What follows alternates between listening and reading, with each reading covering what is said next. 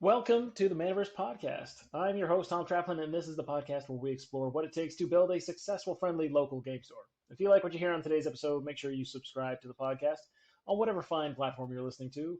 And if you're listening to this on YouTube, hit the like and subscribe button and leave a comment letting us know your thoughts. As always, you can find the notes and links mentioned in today's episode at manaversesaga.com. Today we are talking with Rob Gruber, aka the Elf King. Rob is the owner of Good Time Games in Prince Rupert, British Columbia, Canada.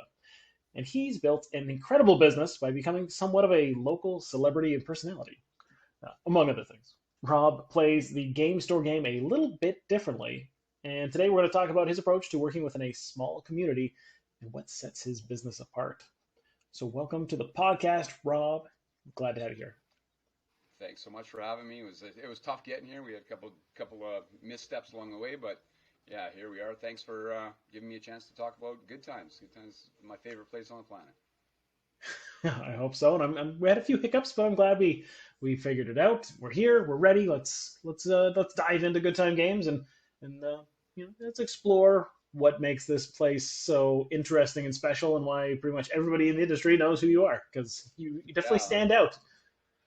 that's a wild thing, and that still surprises me when I go to the big, the Gamma trade shows and things. There's people that want to talk to me because they heard about the store and heard how we do things differently, and I find it refreshing and really exciting that the industry does kind of follow along what we're doing and treats Good Times and myself a little bit special for sure. It's it's Yeah, uh no, it's it's a very I'm very humbled by it all the time. well, you're doing something special. People are paying attention, so it's it's very interesting to me personally. I've found it pretty cool to watch you from afar and see you interact with everybody, and how you have led the way in a lot of different ways. So before we go too far into things, let's back it up, a decade and a half, and let's talk about how you got into this business. Like, why a game store? Like, why did you get into what you're doing right now? Well, yeah, I was a gamer. I've been a gamer all my life. But when I was, I'm fairly advanced in age. So when I was young, it was not socially acceptable to be a Dungeons and Dragons player or a board gamer, or even, and there was no trading card games. So we did it kind of in secret. And so it's refreshing to see that the industry's opened its arms wide to everybody now, and it's almost cooler to be a gamer than if you're not a gamer, you're kind of on the outside looking in now. But way back when I started, when I was a kid, my brother Mike and myself, we dreamed of having Good Times. We even had the name picked out way back when we were just teenagers and young, kids. So it's been a dream for a very long time. Like I said, I started out with Dungeons and Dragons. It was a very interesting story. It was a friend's mother that arranged a high school kid to teach us to play Dungeons and Dragons when we were in between the summer of grade six, grade seven. So we were just young guys. None of us really wanted to go. We didn't know what we were going to. It was, we thought we were getting. We thought it was a trick to get us to a summer school of some kind. What what I thought it was. I thought, oh man, I'm ruining my summer here.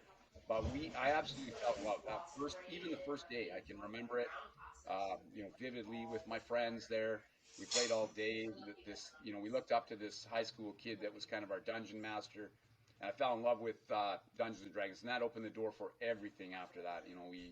We became gamers through and through. And of course, back then, like I said, you let everybody know that you were a gamer in high school, and social suit. So I was a captain of the basketball team, and there was no way I was letting anybody. We told everybody we were playing poker every time we got together. So different world back then. Now I've got kids of every kind of, you know, got hockey players, got dancers, got band kids, I got academics, I got everybody playing in my store, and it's just such a rewarding thing now that the store's here and can do that, and I can make it cool to come down and play Pokemon or join us for Dungeons and Dragons. Our Dungeons and Dragons guys are awesome. They start as young as 6 years old, so they're just little guys. They're not even in their social circles yet, and they're already kind of falling into the gamer lifestyle groove. Parents totally encourage it. But yeah, I'd say about 20 years ago was what really lit the fire was my son. I had my only son was born back then, and so he's 25 now. But I was the parent that could facilitate play for him and his friends. I could use it as a reward for, they have a great swim meet or do great at basketball. Hey, we'll play D&D all night. And we just kind of, they fell in love with Duel Masters. So, of course, I facilitated play, and my dad had this great building where Good Times is, and there was a little room downstairs that he said, yeah, you use that, and that's where it all started. It was a little place called the Dungeon in the basement of this building. It started with Duel Masters with a WizKids game called Mech Warrior Clicks. You might remember that one from way back, but lots of them. We had 3 age groups in that, and it started with 6-8 kids, and every Saturday was 40 players, adults and kids after. So everything just kind of blew up. And I'd get parents phoning me, hey, how can my son get involved? Or how can my daughter come to Duel Masters or Bakugan or whatever we were doing at the time? And I started thinking, hey, you know what? Maybe we watched traditional game stores open and close. Probably 20 of them here, mixing in a little bit of hockey card product. But it's just too small a town. We're 10,000 people. And you got to factor in how many of those are customers. And it's very remote. So where I am, it's not like you can drive half an hour and be in another community. It's 2 hours to the next community down the road, and every other direction it's either ocean, mountain, or wild forest. So, and that other town 2 hours away has a couple of game stores already. So, you're not drawing on anybody but your population. So I knew I had to do something entirely different, like 100% different, because I'd seen every other one open and close and just not make it, right? And there's even been some since we've been here that have opened and closed and haven't made it as well. So, I knew we had to do things different. I had to engage the entire population. I had to build on, build on my, whatever popularity in the town or my kind of appeal to people and the trust from parents. I'm a trusted individual here. So, that I capitalized on that and just made fun programs. If I thought 9-year-old Rob would love it, I've kind of figured my town would probably love it too. So we just built on that and just kept going. It started small, and now it's kind of built into the Good Times empire. We've got a cult-like following here in our town. I think our town would go to war if we put the call out for it, kind of thing. Yeah, that's a good sign.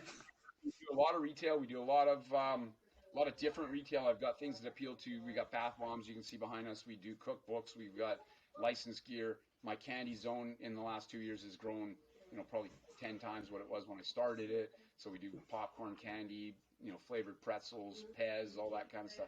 And all those sections, I tell people during COVID, and most of these are my wife's idea. She really helped diversify the store and just get, because I'm a gamer too, so she helped bring the attitude of a non-gamer kind of to the store. And we added those, and I swear the licensed gear and the candy and just the added stuff has saved Good Times during COVID. I used to be able to bail things out. Oh, dinner and a movie, boom, and you fill the room, and that would be an easy way to make a slow day a busy day. But without being able to do all those cool in-store things or take the kids sword fighting on a nice day, without being able to do that stuff during COVID, we were relying on strictly retail, and that's tough. And I had a few programs that helped during that, like we would do Elf King delivery, so you would buy something in our online store, and I would do free local delivery on Saturdays, and I'd dress up in my full, Elf King attire, and that was great, for the kids that are losing that engagement with the store over that time and things like that. But there was days my wife was driving me around for 6 hours delivering stuff, so it obviously had a broad appeal. Well, yeah, that's a good way to make that interesting and special. I think you guys in the world noticed us was because of the Wizards of the Coast Kaijudo game. We managed to blow that up. We had the largest turnouts and the most diverse crowds for Kaijudo that they'd ever seen. They sent a camera crew up here, and so every store got a little disc with, here's how to build your local game store with Kaijudo. And yeah, we had 109 people show up for that event, and it just blew the world's mind. And then everywhere I went after, you're that Kaijudo guy, and yeah, so that otherwise, I mean, who has a reason to look up where good Prince Rupert is, right? Yeah.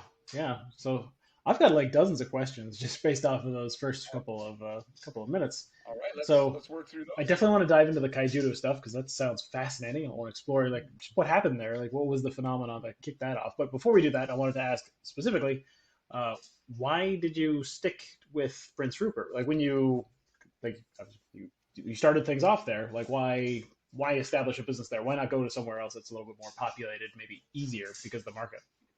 Yeah, and I thought about that lots of times, and I, I still think about that on occasion.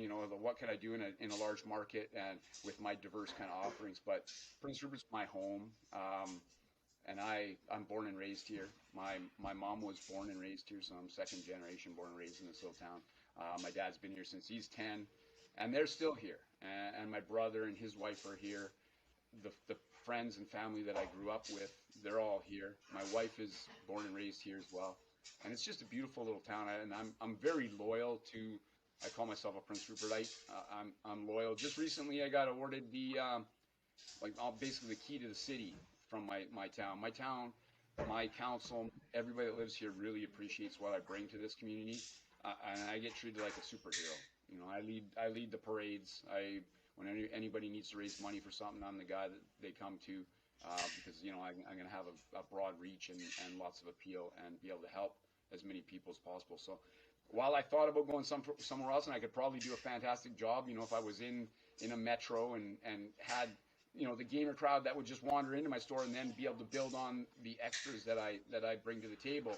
I know I could thrive anywhere, but I'm thriving here and I'm happy, I'm healthy. I've got time for myself and my family. I've got time to help other people, and my town appreciates and respects what I do. And I don't know. I know lots of people that when they move away, it's tough for their kids, right? Because there's not a good times wherever they go. Even though you'd think there would be one everywhere, but if you can make it here, you can make it anywhere. But yeah, it's a special little place, and it's my home and probably the place where I'm gonna finish out my days for sure. Well, it sounds like you got something really special going on. Did you know at the beginning that you were like going in that trajectory? Like, did you feel like you got something really unique, like right off the bat? Yeah, Like, I've always been, I'm like a Peter Pan, and I was always that kid in class that was drawing maps and writing stories and not paying attention, or just that calming presence. Like I got along with everybody. Everybody thinks I'm funny. I can just say, "Hey, my name's Rob Gruber," and everybody's like got a smile on their face. And it's like I'm not trying to be funny right now, you guys, kind of thing. I've got a kid's aura, I guess, for being a 52-year-old dude. All the kids think I'm 12, so I'm out there running around sword fighting, and I don't really come off as a grandparent age guy kind of thing, which I guess I could be at this point. Um, yeah, I have fun, and wherever I'm at, fun seems to kind of gravitate to. So I knew I was a little bit different and just a little oddball in that way, and I knew I could leverage that and facilitate other people having fun because I just seem to easily figure out what's fun, and I can make that happen for everybody else. You know, my I have the most fun when everybody else is having fun. hmm. So you have a So really I good knew that intuition in that. I think it could work anywhere. I know Wizards had me do some things at Gamma one time just to kind of see if I'd have the same impact outside of my community, and it still drew a giant crowd, and it was still, like I seem to be able to take adults and make them feel like they're 15 or 12 or 9, and people need that in the world today. I agree. I think they definitely can benefit from a little bit more youth and energy and exuberance and general happiness. That's a good time to be. It's a good time of the age or a good age to be. So if you Yeah, can for sure. instill that, being young at heart and bring that and give that to other people, I can see why people would resonate with that and be drawn to you. Yeah, I mean, it just draws a crowd everywhere we go. Whatever I'm doing is fun. I try to have fun. I'm not a real serious or uh, ever. I just I can make fun out of any situation, almost any situation, I guess, or try to. And it draws people. It draws. I've got the best team here at Good Times because we just draw great people that share our kind of attitude. Um, I've got my family works here. My wife and my son both help out. My son's probably our best dungeon master for summer camps. He takes a break and helps with summer camps, and he's a fantastic swordsman and a great archer as well, and our head wizard at all our outdoor play. And then I've got Olivia, who's basically the manager of the store. She kind of keeps me in check and gives me enough rope to be creative and fun and free, but also says, hey, is this what's the accountant going to say about this, or how's this going to work? Is this, are we going too far with this one kind of thing? So she's great, keeps me organized, keeps me, Rob, you've got to be here at 11, right? All that kind of stuff, because I'm a very fly by the seat of my pants kind of guy, and sometimes I get caught up in the moment. I can go get groceries and be there for an hour because I'm talking to kids. That's the way it's the way it is. It's part of being who I am, I guess. I love it. I love it. I have time. I try to make time for everybody that wants to talk, and try to remember everybody's name and all those little things, right?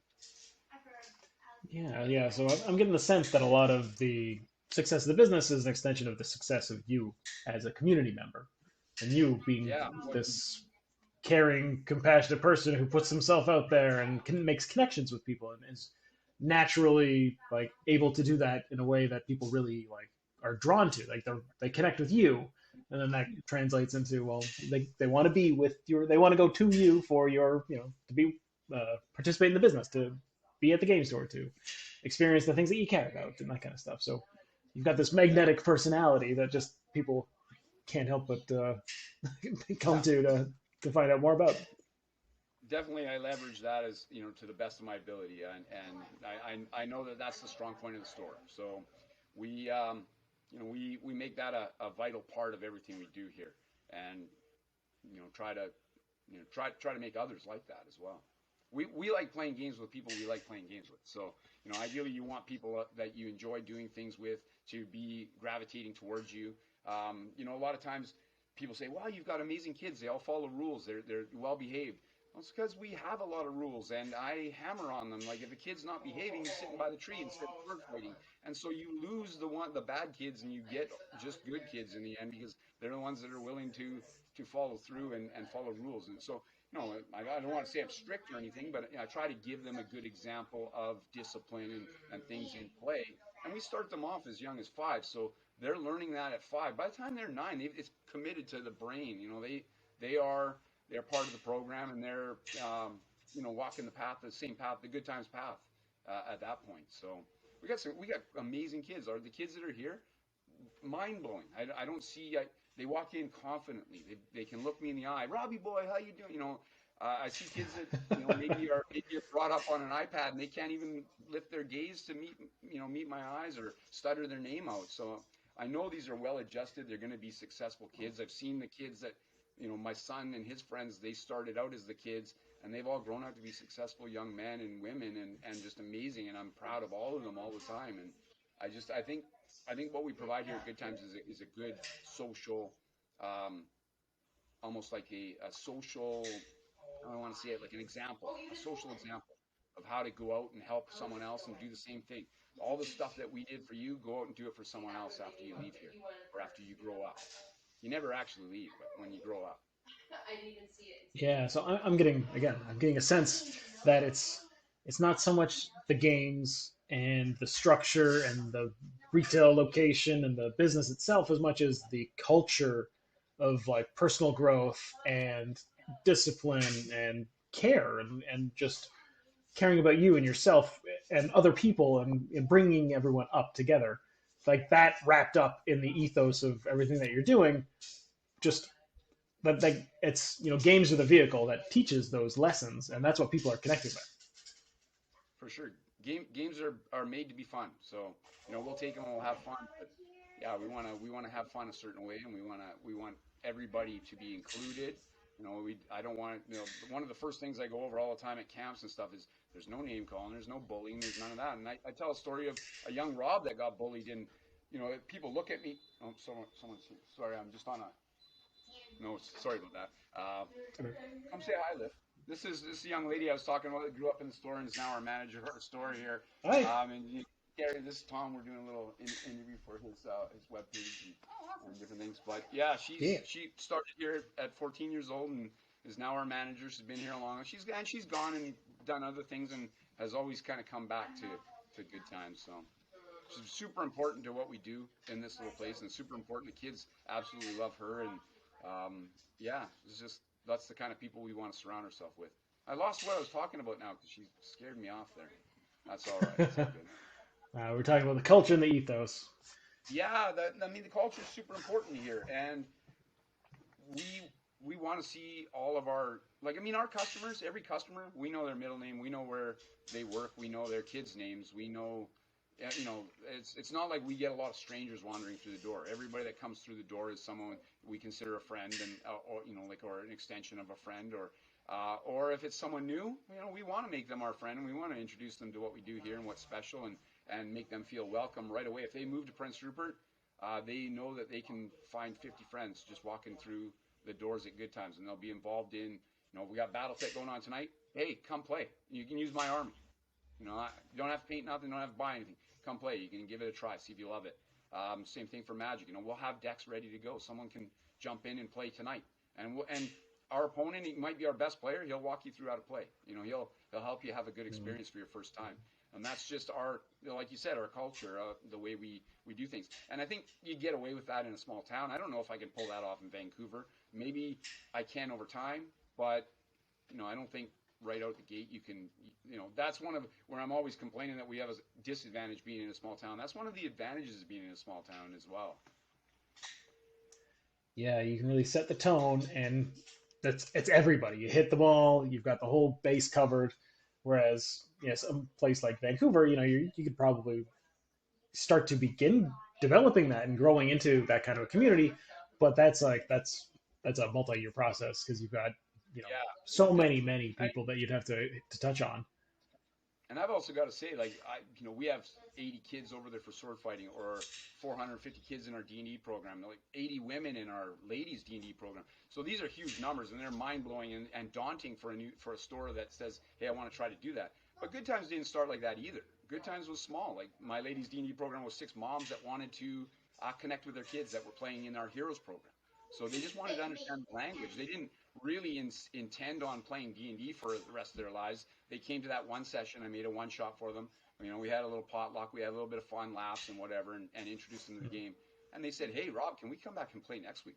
You know, so, and it just grew from there. You know, they tell a friend at work, "Hey, you know, Dungeons and Dragons. I don't really know what it is, but we had butter chicken and it was awesome. You know, so you want to come, kind of thing, right?" So, and I haven't met very many people that you give them a chance to play and you let them immerse themselves and let them become a character and just step out of their regular everyday life and be you know, be an elven ranger or a wizard or something.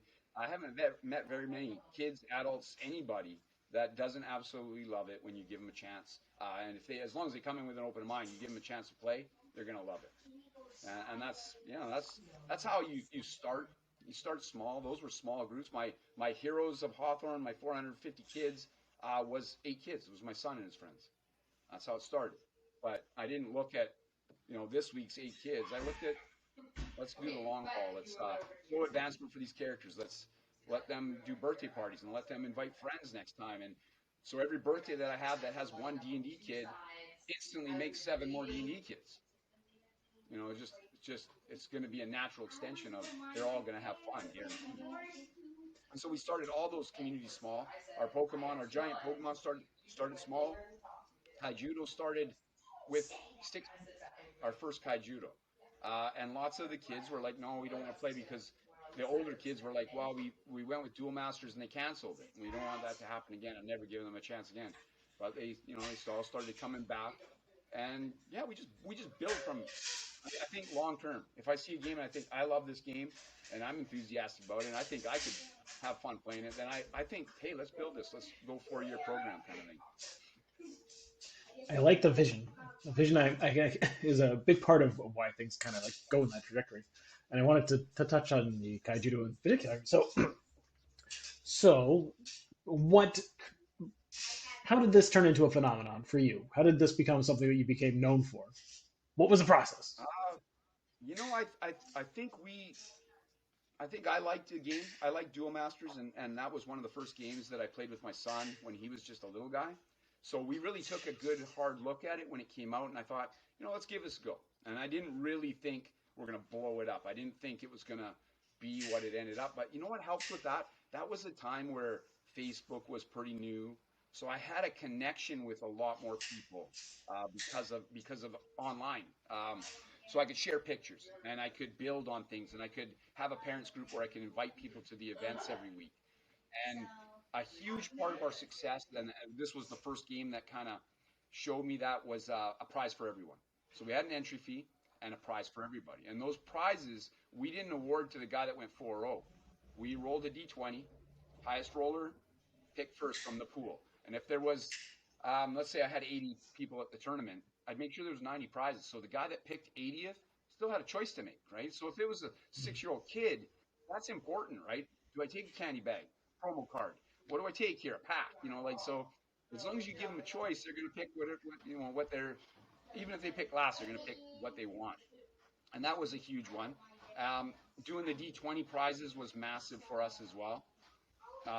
Just because we had new kids that would come and they would feel like even if they lost all their games, they could get the best prize. So that was important. And they didn't have to be expensive prizes. They were covered in cost of entry, and we had donations, and I would solicit sponsors, and there was a lot of things like that. But we wanted to really make it welcoming. Another big part of that success was we appealed to kids and adults because we had 2 divisions. We had our green and our veterans divisions when we started playing. So they'd all play at the same time, but you'd play with your division. And the kids got to choose when they moved up to the veteran division, when they felt they were good enough. Like we had 8, 9, 10-year-olds that were good enough to play with our adults any day of the time. I mean, Kevin Winther was he came 5th at World Championships. He was only 14, just a young guy. So, our young guys, they were hungry to play test, hungry to play against one another and to get ready for KMCs and get ready for big tournaments. Our dual days every week were as big as anyone else's KMCs. So, our guys had massive training, even though they're just young dudes. They were playing way more games than every other pro player on the planet because they were playing all week. They were playing against different, diverse metas all the time. Some guy would come up with something, and everybody had to figure out how to overcome it. And yeah, it was just we were a very strong Kaijudo competitive area, even though it was it was fun and not overly competitive in design. And so it grew from those 6, 8 guys. We figured out the prizes, we figured out the divisions, we made it super fun. I had a Kaijudo card machine, and we made that awesome. We did box draws and roll-offs for foil cards, and we just made it. It was like the circus every week at Kaijudo. And Wizards got wind of it or saw our pictures basically on the Kaijudo Facebook page was where everybody was like, where the hell's this place? Is it 45 man? Kind of was. It started picking up steam, and they're like, people looked into me a little bit more or added me as a friend on Facebook and just saw, okay, this guy's got some kind of weird energy and it's really fueling what's going on out there. And yeah, it's just people wanted to be part of it. And we sent representatives to the first KMC, the first World Championship. We had a KMC and some guys qualified, and we sent our contingent. And then on top of that, a bunch of families went as part to play in the last chance qualifiers and stuff. So we had a giant, every time there was a World Championship, there was like 20 people from Good Times there. So Wizards picked up on that, and they did the little showcase thing at one of our events, sent Ryan Miller up here to be part of it, the game designer. And it was super fun. And I think that kind of let a lot of North America at least know who I was and what we were doing up here and why and what made it a little bit different, I guess, as well. And so that ever since then, Good Time's been on everybody's radar. We've done, and it's not just a flash in the pan. We've done that for Pokemon here in the store. Like I said, our Swords and Sorcery. All summer long, we had 50 kids out battling every day. Every sunny day. And so for a small town to pull that off as well is massive. Our Magic is great. We just sent 3 guys to nationals for Flesh and Blood. We had a qualifier here in the store. So it's not just Kaijudo, and it's just, I think, the energy of Good Times and myself and my team and my town's really behind me. They trust in me when I say, hey, this game's great. We're going to be playing. It's awesome. We're going to back it here at the store. People trust that opinion. I'm not going to sell them some Cardfight Vanguard because I can't get behind it myself. I'm not an anime guy. I know I won't spearhead it to victory. So, we stick with what we know, what we love, what we appreciate. And there's no Pathfinder books in our store because I'm a D&D guy. I'm not selling them. Everybody that plays D&D and Prince Rupert learned from me anyway. So. So it's a mixture. it seems like there's two things that like I noted that is that you've got this passion for this game that it's something that you believe in personally, and then because it's you and because your personality and just the natural attraction of people coming to you to like find out what's going on in the world of gaming, that kind of creates a flywheel effect where people are like, oh well, Rob's got it, Rob's into it. Let's look at it, right? And that's enough of an Yeah, endorsement for people to be like, let's dive in. And then definitely the a second domino thing, effect. yeah, and then the second thing was that you said that I don't know if it was everything, but with Kaijudo specifically, you had the event, but then you basically decoupled the reward system from the performance of whatever the record was during the event, so that everybody had a chance to win. And it was essentially like you played because you wanted to play and you wanted to be better, right? You want to go 4-0, you want to Yeah, win, but that doesn't determine like your reward at the end of the event, right? You still get whatever you yeah, get, and everybody gets a chance, and it's all random, so it's all fair. And counterintuitively, that actually increased the competitiveness of totally the did. group. Yeah, Whereas usually, like most store owners think of like I think of the way PTQs are done, or back in the day they were done, right? The top player got the plane ticket and the invite, and everyone else got a box or whatever it was below that. So super top heavy, like highly valued reward system, and then it scales down to basically like, well, if you're 80% of the player base got zero, right? So it's a very different yeah. approach to creating a competitive event or a competitive culture, Well, I definitely. guess. And in a small town, you need every person, right? So you want to make everybody that wants to play, have a good reason to come play. And if they think they're going to spend their $15, $10, whatever they're spending, and just getting nothing, just feeding someone else's top prizes, eventually they might come once, twice, but they're going to stop coming if they continually end up in the bottom whatever percentage. So prize for everybody. It goes again with that culture. A lot of our top players, if they rolled high, they would let someone they played. You're gonna the young guy. You're gonna pick on my turn. When my turn comes, you're gonna pick, and they would just forego their prize because they know it's just a pack or two packs or whatever because we flattened it right out. And they knew that that was good karma for that young guy. That made that young guy's day. That might have just made a big difference. And they know that they could pull out the knives and go cutthroat when it was KMC time because that top prize, that qualifier. We had some big. There's one thing about competition when you have 100 people in the room, you can have better top prizes because you've got 100 guys paying $10. So now you've got more money for prizes. If you got 4 guys, top prize isn't going to be very good. Like even if you win it, it's still not great. So if you're chasing off anybody, if your competitive guys are chasing off regular players, they're just cutting their own throat for prizes. If that's what they're after is prizes, that's not gonna work, right? And eventually, a store sees 4 guys, same 4 guys every week. Well, now you lose your event. Yep. Yep. So Exactly. we want to make everybody welcome, make it a more of a community, more of a celebration every week, and fun for everybody. I had little girls that they would sign up, play their first game, and then just want to do a coloring page, Kaijudo coloring page. Didn't want to play their other games, and we knew that. And we made accommodations. We would have buys and a series. They would still get a prize. They would still have the same chance of the best prizes, as a matter of fact. Um, I had some kids that wanted to play one game and then just wanted to be in box draws. You know, they forgot their record when they won a box for $2. You know what I Mm-hmm. mean? And when you've got 100 people in the room, you can do box draws for $2 because like it's you got that many people wanting to throw a toonie at you for a box draw. So I think just doing the way we did that, we kind of had that circus mentality. That was unheard of at the time. Was one thing, and it blew minds for people. They're like, "What the hell?" Like that many people just for Duel Day. Why? How? Yeah. What's going on? I Exactly. think for Kaijudo, the 5 top attended events, 4 of them were at Good Time, and that's including World Championships and stuff. So, I mean, when you're running your KMC the same day Los Angeles is and New York is and Dallas, Texas is, and you're getting a bigger draw, you're doing something right, I think. Uh-huh. Especially when you consider the population disparity, just by law of numbers, you Exactly. should be I mean, getting more people, and you got 10,000 100 times the is pop. big.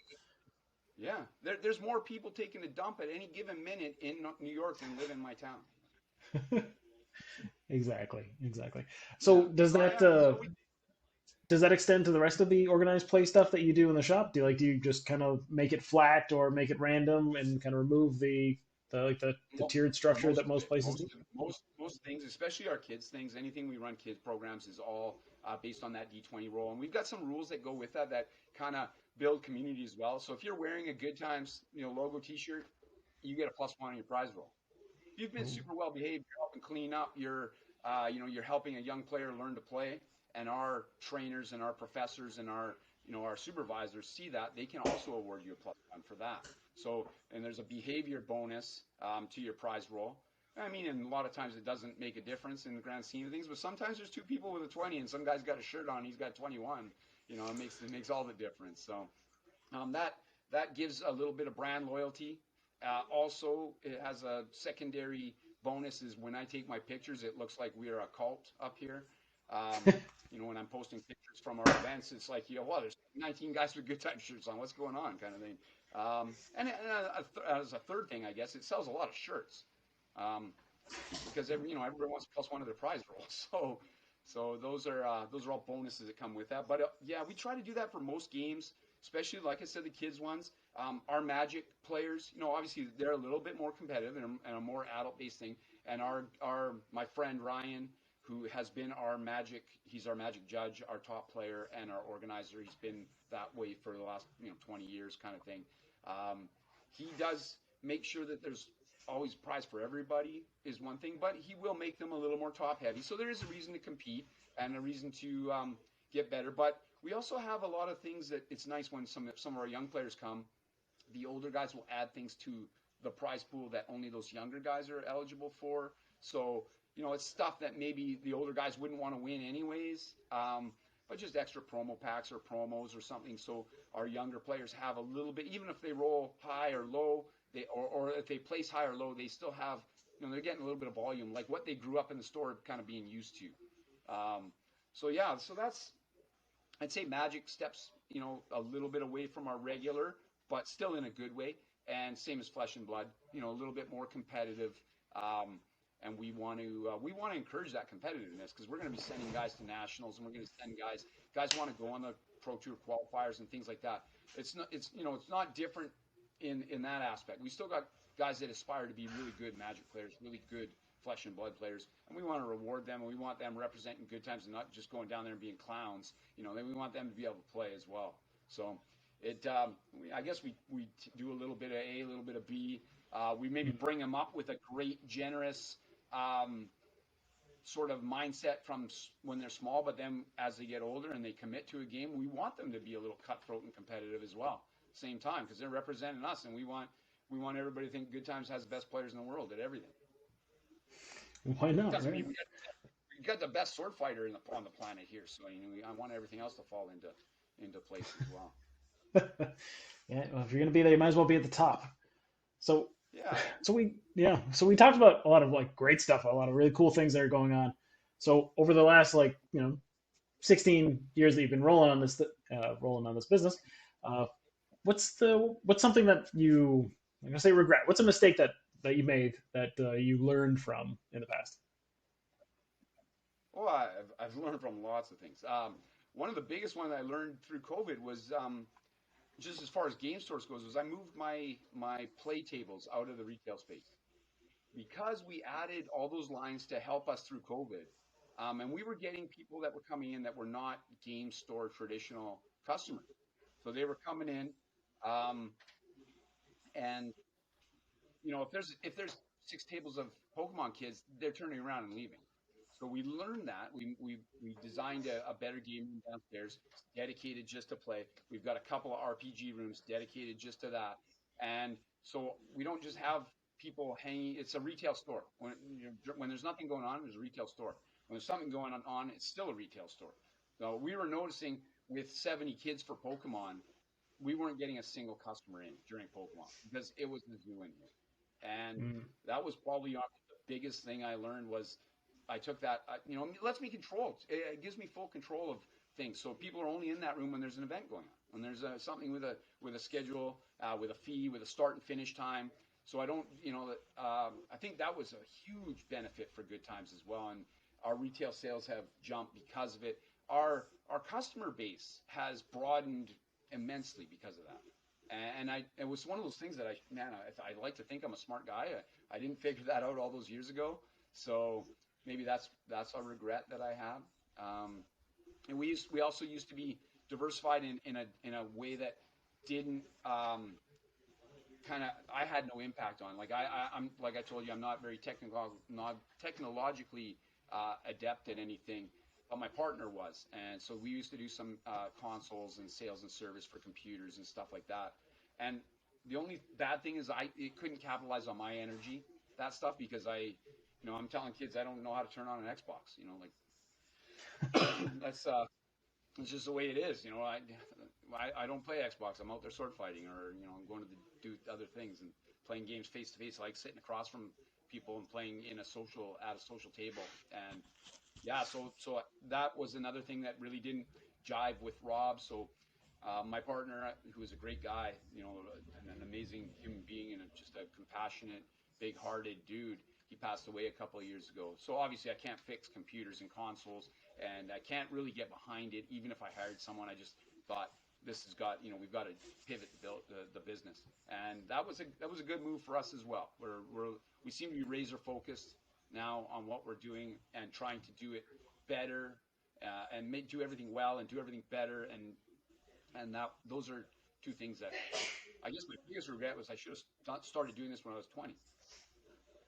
Rather than 30. Well, you got to learn those lessons at some point. Unfortunately, you can't learn them all at the beginning. No, Unfortunately. And I'm thankful that even at my age, I'm energetic, enthusiastic. I'm in fantastic health, so I can go at it like a 30-year-old, anyways.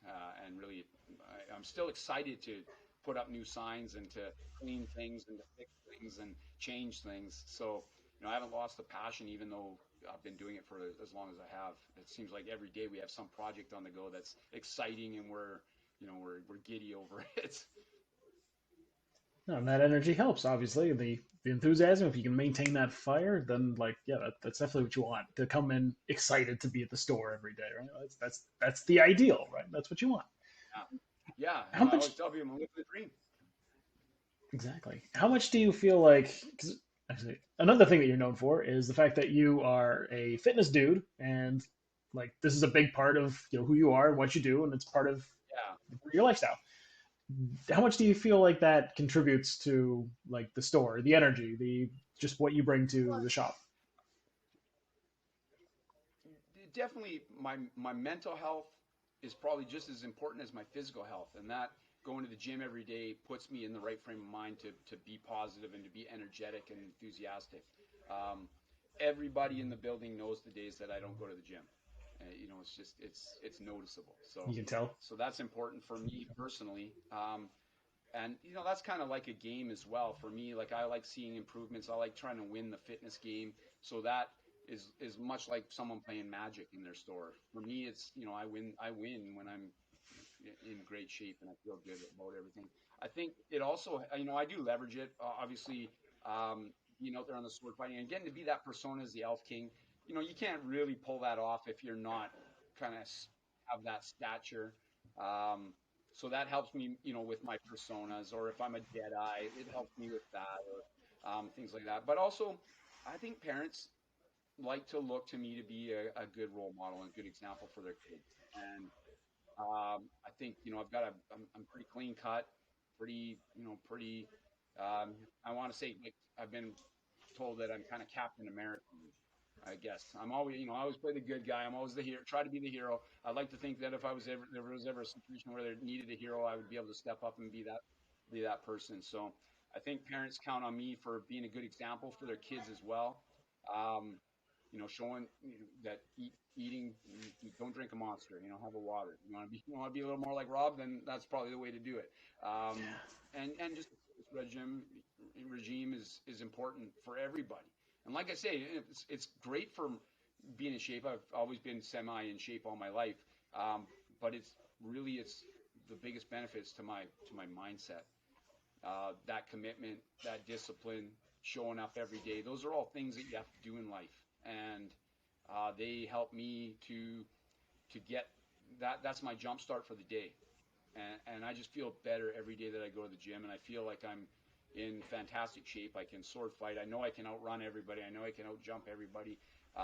Those kind of things, and I feel like that's it helps the business, I guess, and it helps the business because it helps me, but it also, I know that I got a spotlight on me in my town, so I want parents to be able to, feel they can trust me to be a good example, and when their kids are with me, to be a role model and be a, extension of them. I'm going to support their choices and their ideals as well. Um, for their kids. I want everybody to be super healthy and happy. I want everybody to be customers of mine for 100 years. I don't want anybody getting sick or anything, right? I want everybody to be here forever. So that's I guess it plays in for sure, and it is just good for that. If you are going to be at the top of the pile, you have to kind of be that example. And I think even as a game store owner, I've inspired lots of other game store owners to maybe throw a hike in or extra workouts. I know I've got friends in the industry that are on fitness paths now, and I couldn't be prouder of them. I tell them, hey, you're saving your life right there. You're saving your life, and yeah, I want everybody to be around for a long time. Yeah, and fitness is a good way to do that. Yeah, I was just curious because that's not very common in this industry. It's not very common in gaming in general. Like it's not. I guess it's more now, right? Not as much as it used to be in the past. But yeah, we're on an upwards trend, and I think people are taking their health a little bit more seriously, and how much that affects you mentally and energetically, and how much of that makes up who you are and how much you can bring to the world. I think I just wanted to touch on that a little bit because I do think it's a factor. I think it's a big one that shouldn't be overlooked. No, definitely. It's not hard to do. Anybody can do it. Exactly. Everybody Today, can be a little today's a bit more great day to active. start. If you're listening to this and you always thought maybe you should get a little bit better shape, today's a great day to start. Grab some shoes. You can do it in your basement. All you need is a towel. And I don't have any fancy equipment. I just give her. All you got to do is show up. Yep. No, and move around. That's all. So if you had to start over, like if things were different and you had to rebuild or start over from scratch, would there be anything you do differently? I mean, then right now, where my store is right now is how I'd start. I'm very happy with our programs. I'm happy with the way we retail. I'm Yeah. I think in my environment, I've got it figured out. In my we're doing This is the best year in the history of the store we're into. So I think we figured out a lot of things with the help of my wife, who is really good with numbers and looks at it with an objective kind of viewpoint rather than a passionate viewpoint. Um, I think we've done a lot of things right now, and we've righted a lot of processes that maybe weren't ideal. They might not have been wrong, but they weren't the best way to do things.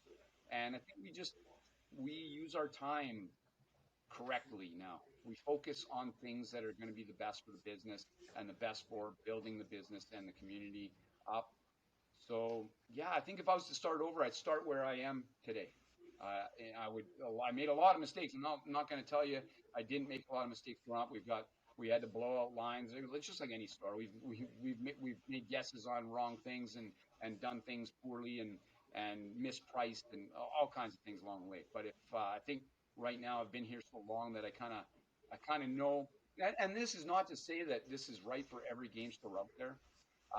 If you're in a mass market and you have foot traffic, you're going to run things totally different. And I would totally do things different than I am right now if I was there. And I would promote myself differently and do all kinds of things differently.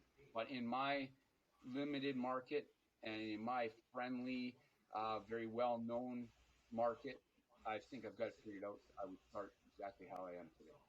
Keep the same people, keep everything, and just start full steam ahead. What's something you wish someone had told you, but nobody did? I mean, I wish I went with my gut on the computer stuff, because I knew I couldn't be behind it. I knew it from the start. I couldn't have the impact on that side of the business, and I don't like things that I can't positively or negatively impact. Like I can't, I don't have any control. I like control of things I get involved in. So I wish someone had said, "Hey, Rob, that's a bad idea. You should go with your gut." That would probably would have saved me a lot. But I mean, it made my partner very happy, and he was an amazing guy. So maybe that still wouldn't have been good advice. Uh, Along the way. I mean, we're still here, so I guess I have to say we made the right decisions all the way through. We're here and enjoying a great year, so we really didn't make any super terrible mistakes. Didn't It hasn't cost me anything really. I love the fact that my dad, who I worked with for 25 years, comes in every day to check on us here at the store. Just for a visit, just to see, or that I can catch him over at the battlefield when the kids are fighting, and he thinks I can't see him in his car over there, and I can run over and catch him. He's almost got tears in his eyes because he's just so proud of what we're doing. That's worth, I don't know how much dollars I can make for me. Those little interactions. The fact that my son has a place he can come be with his friends and enjoy things. My almost daughter back there, Olivia, she's not by blood, but she definitely, feels like a daughter most days. But yeah, that she's got a place that she loves and she can be proud of and passionate about. Those are super important. And every kid that comes in here has a place that he feels like is his own, and he is with his people, and he can come in and get a high five and a hug and just say, "Hey, Rob, how you doing?" Those. It's really important for my community. This little business. This is a small town, so this business is very important. And Mayor, he stops in and make sure. During COVID, that was the neatest thing. I was almost in tears. I was fixing things, and I didn't know if we were going to be reopening. I still showed up for work and was building things and fixing ceiling tiles and doing electrical. And I thought, am I ever going to open again? And I was panicked. I was panicked, and I usually don't. I don't let anybody see that when I'm like that. And the mayor came and checked on me and said, "Hey, Rob, like, before you pull the plug, just in case you're thinking of it, make sure we get a chance to talk, because we're not gonna, we can't have Prince Rupert without good times." And that That's lifted, crazy. that buoyed my spirits. The fact that my council sent him down here to, say, "Don't panic, Rob. We'll make sure you're okay." And the number of parents and community members that did stop in during those tough times and say, "Hey, hang in there, Rob. Don't worry. If we need to, we'll make sure this is still going. We'll make sure your vision keeps going here." And yeah, that lit a fire. Just more enthusiasm because of that. Yeah, absolutely. That's a that is beautiful. That the whole Yeah, community like made sure that don't worry, what you've got is special, and we want it to continue. You are a pillar of this community, and we orbit around it. We want it to be here for as many years as we can make it happen. That's fantastic. yeah. Uh, Special little place. It's got special people, and it's in a special community. I think it all kind of mixed together to make something really cool happen, kind of organically too. It's amazing. Yeah, yeah. I think a good way to think about it is that uh, if you make a mistake, as long as it's not fatal, it's not really a mistake. It's just a Yeah, lesson. that's right. As long as you learn it and you keep it moving, I think it's all good. Whew. Okay. Yeah. Yeah, good stuff. All right. So, a handful of questions left, and I'll let you get back to your day because I'm sure you got things you need to take care of. Uh, A big day today around here. yeah. So, what do you think? What do you see happening for the next few years for Good Times? Where do you want things to go? What are your projections? Well, I'd love to build on what we do. Um, more D&D, more Magic, more Pokemon, more Swords and Sorcery. The big one, I know lots of listeners potentially are probably on this list, but I know a lot of the industry is waiting for my uh, guide to Swords and Sorcery book. That is, it's getting ready to be published so that everybody can kind of learn from what I've learned in the last 15 years with that program and maybe add it to, because it's very unique. Like if you add that to your complement of things, you're going to be the only one in your community that does it kind of, for the most part. But yeah, I think that's something I'm that's personally looking definitely, forward to that. I definitely want to see that. yeah, there's lots of people really looking forward to that because we've figured that out pretty good. Like it's a proven success now, 12 years, 13 years we've been battling over there, and it just keeps growing every year. Every year there seems to be more 5-year-olds waiting for their time to get out there, and more 4-year-olds waiting to turn 5 to get there as well. So that's great. So I think those are what I see in the next near future. I'd like to see more of our ladies of Hawthorne, more of our bad humanoids, more of our heroes of Hawthorne.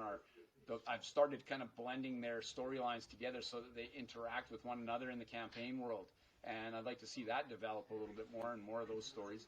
I'd also like to see that guide to Hawthorne, Rob's guide to, or Sarah's guide to Hawthorne in print sometime in the near future as well. And I think cool. A lot of people would be engaged with that, what we've built here for our stories in our campaign world.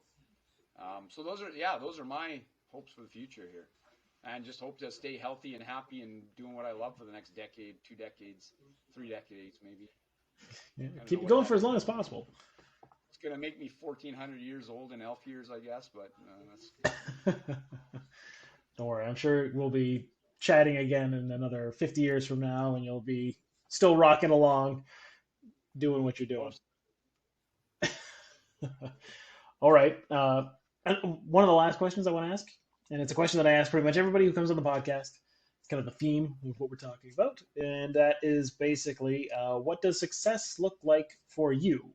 Because it's such a nebulous term, and everyone has different goals and different expectations and hopes and dreams. So what does it look like for Rob Gruber, the Elf King, to feel like he's been successful? Yeah, I mean, definitely that acknowledgement from your community. You've got to be, when you're running a small business, you got to be financially viable. So if your ledger's in the red, it's hard to say you're successful. I think you've got to be profitable, and you've got to be constantly building and going forward and adding and the more resources you generate as a small business, the more you can give back and give out and sponsor and support other things as well. So I think financial viability is super important to success as well. And I just think, being here, if I can be here with those other 2 things going full speed, watching kids grow up in my store, just becoming amazing people as they become young adults and as they go on to adulthood, and hoping they can spread the kind of mentality and the culture that we foster and develop here. Now, I think I'm already successful. I'm already successful. I'm doing what I love every day. I get to go to the gym every day. I'm healthy, happy. I'm making other people happy. To me, that's success right now. Excellent. What more could you ask for, right? Yeah, that's right. No, that sounds like the good times. Yeah, that's why we named it. All right, fantastic. Well, where can people get in touch with you? Where, if they want to find out more about Good Times, where do they go? If they want to connect with you, what do they do? Yeah, I mean, Good Times does have a Shopify, an online web address. It's just www.goodtimes.games. But really, if you want to interact and see what we're doing, and that's a web portal, so it's not as personal as jumping on our Facebook page, our Good Times Games Facebook page, or even just Rob Gruber Facebook page. There's a bunch of pages that spin off from those things. Like if you're just concerned about the D&D part, we've got our Hawthorne Fantasy Storytelling page. If you love what we do in our Magic community, Good Times has its own Magic page. So we've got a bunch of different pages. But really, if you want to ask questions, you want quick answers, you want to find out what we do that's different than everybody else, and just Rob Gruber on Facebook. Send me a message. I'll make sure. I try to attend to most of that. We're on Facebook more than we're on other platforms. I do have a little bit of Instagram. We've got our own Good Times TikTok that doesn't do anything right yet. Those are all plans for the future, for sure. But yeah, Rob Gruber on Facebook, easy to find. It'll be a picture of some kind of elf. Excellent. And if people want to find out about the guide for your swords and sorcery, is there a place that they can go to kind of be notified? That'll be the place right there. If you're a store and you're in the small game store sanctuary page, that's the one I usually communicate with most. So when it's ready, that page will get a first crack at it at the print. If you're a store, that's a good place to find it. If you want to find about it as just an interested role player, our Hawthorne Fantasy Storytelling page will have all that. and Excellent. lots of interactions with our groups on there as well. Can find out a lot about what's going on here in the store. I mean, that's even though they might not be playing every day, they feel like they're immersed every day because there's action on there. Farms are being built, and there's different little things. Cool.